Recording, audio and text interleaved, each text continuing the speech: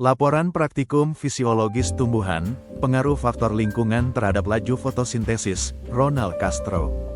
2.402.042 dosen pengampu.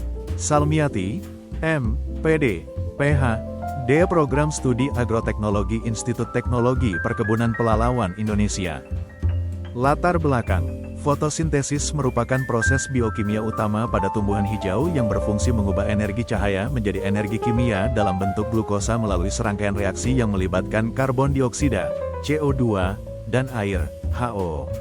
Proses ini sangat dipengaruhi oleh faktor lingkungan seperti intensitas cahaya, suhu, dan konsentrasi karbon dioksida. Ketiga faktor tersebut bekerja secara sinergis dalam menentukan efisiensi fotosintesis pada suatu tumbuhan. Cahaya berperan sebagai sumber energi untuk memicu reaksi terang, sementara suhu memengaruhi aktivitas enzim pada siklus Kelvin, dan CO2 berfungsi sebagai substrat utama dalam pembentukan senyawa organik, Thais dan Zeiger, 2015. Secara fisiologis, peningkatan intensitas cahaya akan mempercepat laju fotosintesis hingga mencapai titik jenuh, di mana semua kloroplas telah berfungsi maksimal dalam menangkap energi foton. Begitu pula dengan peningkatan suhu, laju fotosintesis biasanya naik sampai mencapai suhu optimum, kemudian menurun jika suhu terlalu tinggi akibat denaturasi enzim seperti rubisco. Selain itu, peningkatan konsentrasi CO2 di lingkungan fotosintesis akan meningkatkan laju reaksi gelap karena lebih banyak substrat tersedia untuk fiksasi karbon. Namun, efek positif CO2 akan berhenti ketika faktor pembatas lain seperti intensitas cahaya atau kapasitas enzimatik tercapai, Farquhar et al., 1980. Tujuan praktikum: mengetahui pengaruh faktor lingkungan, cahaya, suhu, konsentrasi CO2, terhadap laju fotosintesis. Melatih keterampilan mahasiswa dalam melakukan pengamatan laju fotosintesis pada tumbuhan air. Menghubungkan hasil praktikum dengan konsep fisiologi fotosintesis. Alat dan bahan: hot plate, gelas beaker, senter, termometer suhu, penggaris, tabel data, corong kaca, tabung reaksi, air, baking soda, soda kue, hidrila. Cara kerja: siapkan alat dan bahan, hidrila, gelas ukur, corong, tabung reaksi, larutan NaHCO3, lampu, termometer. Susun rangkaian percobaan, hidrila dalam gelas ukur berisi larutan NaHCO3, tutup dengan corong, pasang tabung reaksi berisi air di atas corong. Lakukan variasi faktor lingkungan. A. Intensitas cahaya, jarak lampu 10 cm, 20 cm, 30 cm. B. Suhu air, suhu ruang, 35 derajat Celcius, 45 derajat Celcius. C. Konsentrasi NaHCO3, 0,1 ger per liter, 0,3 ger per liter, 0,5 ger per liter. Amati jumlah gelembung oksigen yang terbentuk selama 5 menit untuk tiap perlakuan. Catat hasil dalam tabel, lakukan ulangan minimal 3 kali untuk tiap perlakuan. Berikut hasil tabel data percobaan pada praktikum ini.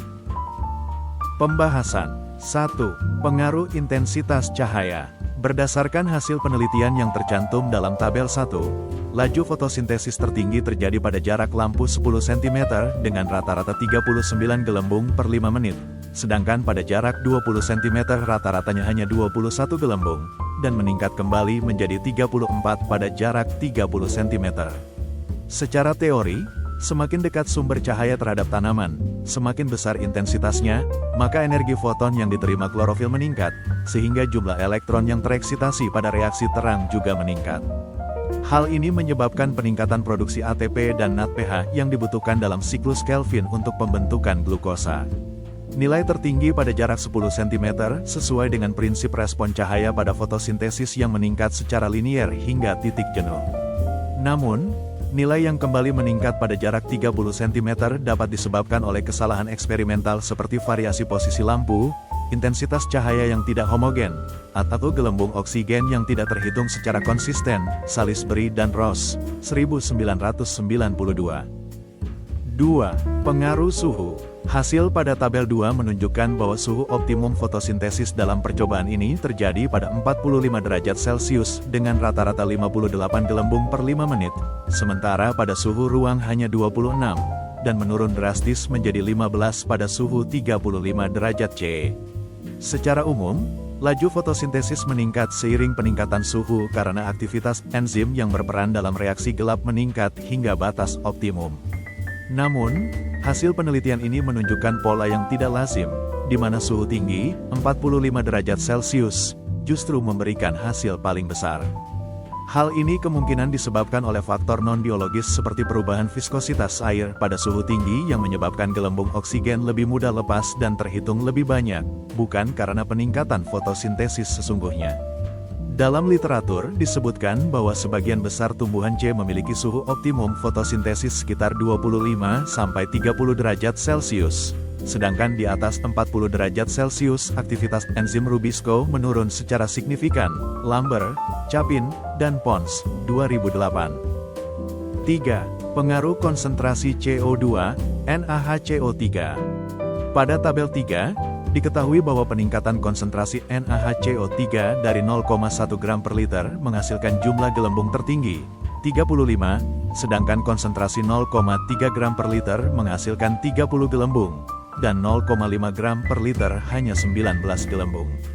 NaHCO3 digunakan sebagai sumber karbon dalam bentuk ion bikarbonat, HCO, yang dapat dikonversi menjadi CO2 terlarut. Secara fisiologis, kenaikan CO2 meningkatkan laju fotosintesis karena ketersediaan substrat untuk fiksasi karbon bertambah. Namun, pada konsentrasi yang terlalu tinggi, larutan NaHCO3 dapat menaikkan pH dan mengganggu kestabilan ion dalam medium air, menyebabkan stres osmotik pada jaringan tanaman air. Hal ini menjelaskan penurunan laju fotosintesis pada konsentrasi tinggi dalam percobaan. Penelitian sebelumnya juga menunjukkan bahwa peningkatan CO2 yang berlebihan dapat menyebabkan inhibisi fotosintesis karena ketidakseimbangan antara fase terang dan fase gelap, Ainsworth dan Long, 2005. Kesimpulan, secara keseluruhan, hasil penelitian menunjukkan bahwa faktor lingkungan memiliki pengaruh yang signifikan terhadap laju fotosintesis. Intensitas cahaya yang tinggi, jarak lampu 10 cm, menghasilkan laju fotosintesis tertinggi karena peningkatan energi foton yang diserap klorofil. Suhu menunjukkan hasil optimum pada 45 derajat Celcius, meskipun kemungkinan disebabkan oleh efek fisik, bukan peningkatan enzimatik yang sebenarnya.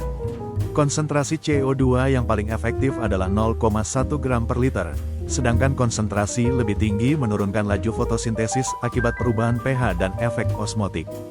Oleh karena itu, dapat disimpulkan bahwa fotosintesis berjalan optimal pada kondisi intensitas cahaya tinggi, suhu sedang, dan konsentrasi CO2 yang seimbang. Untuk penelitian lanjutan, disarankan agar pengukuran dilakukan menggunakan sensor oksigen atau alat pengukur CO2 neto untuk mendapatkan hasil yang lebih akurat. Flexas et al., 2008.